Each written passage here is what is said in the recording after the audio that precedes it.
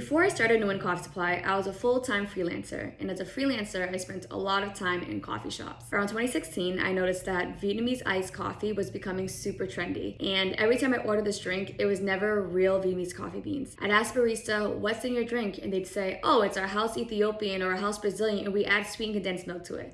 Now, when this happens, they're actually rendering the real producers of this bean, whether they're from Ethiopia or Brazil, they're rendering them invisible, and they're excluding the real creators of Vietnamese coffee and Vietnamese coffee culture. So I felt that this was very problematic, and so I set out to research more about why this was happening. I kept coming across this narrative that labeled robusta as inferior and arabica as superior. Now, what does this have to do with Vietnamese coffee? Vietnam is the second largest producer of coffee in the world, and Vietnam is also the #1 producer of robusta beans. Now, the narrative of robusta is inferior, arabica is superior is super harmful because it traps robusta farmers into economic exploitation, and it doesn't offer them opportunity to elevate or advance their livelihoods. The key differences between robusta and arabica are that robusta beans have up to double the caffeine content of arabica, and robusta beans have 60% less fats and sugars than arabica, which means they're a more bold, dark chocolatey flavor profile